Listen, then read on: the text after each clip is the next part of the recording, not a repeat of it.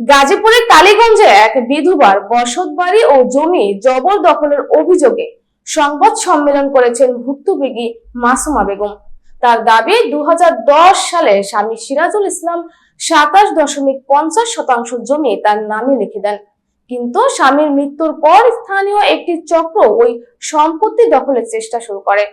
কালীগঞ্জ প্রতিনিধি মোহাম্মদ শাওনিওয়াজ জানান, ভুক্তভোগী অভিযোগ 2022 সালের অক্টোবরে দেশীয় অস্ত্র নিয়ে বাড়িতে হামলা চালিয়ে তাকে ও তার 4 সন্তানকে মারধর করে বের করে দেওয়া হয়। এ সময় ঘরের মালামাল, নগদ টাকা ও স্বর্ণালংকার লুটপাটের পাশাপাশি বসত ঘরে আগুন দেওয়া হয় বলেও তিনি দাবি করেন।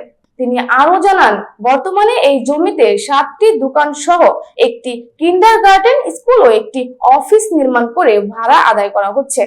প্রতিবাদ করায় তাকে প্রাণনাশের হুমকিও দেওয়া হচ্ছে বলে অভিযোগ করেন তিনি। সংবাদ সম্মেলনে মাসুমা বেগম বলেন, স্থানীয় প্রশাসন ও পুলিশের কাছে একাধিকবার লিখিত অভিযোগ করেও কোনো প্রতিকার পাননি। বর্তমানে প্রতিবন্ধী সন্তানকে নিয়ে মানবেতর জীবনযাপন করছেন। তিনি দখলকৃত সম্পত্তি উদ্ধার এবং ঘটনার সুষ্ঠু তদন্ত করে প্রয়োজনীয় ব্যবস্থা নিতে প্রশাসনের জরুরি হস্তক্ষেপ কামনা করেন। উল্লেখ্য, এসব অভিযোগ ভুক্তভোগীর বক্তব্যের ভিত্তিতে উপস্থাপিত হয়েছে। অভিযুক্তদের পক্ষ থেকে এ বিষয়ে কোনো বক্তব্য পাওয়া যায়নি। আচ্ছা, এই জমিটা কেউ বুক দখল করতে আসলে কি বাধা দেওয়া হচ্ছে এরকম? না, আজকে আমরা দেখতে পাচ্ছি যে জমিটা পরিত্যক্ত। হ্যাঁ, পরিত্যক্ত থাকার রহস্য কি? এটা করে না, এটা আমাদের জন্য।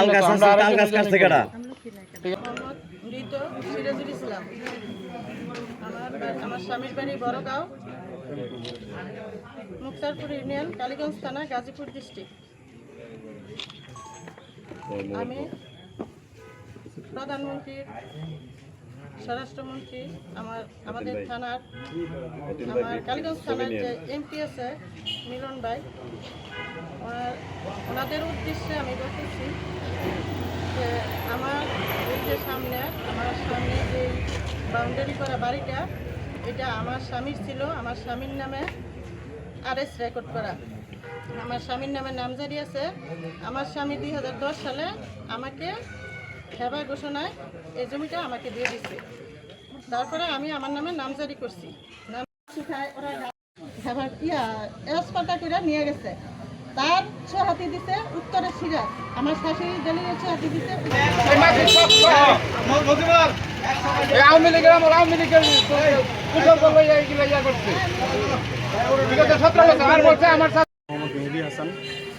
সামনে যে জায়গাটা দেখতেছেন, এটা আমার ক্রয়সূত্রে আমার বাবা, আমার চাচা এবং আমার দাদা।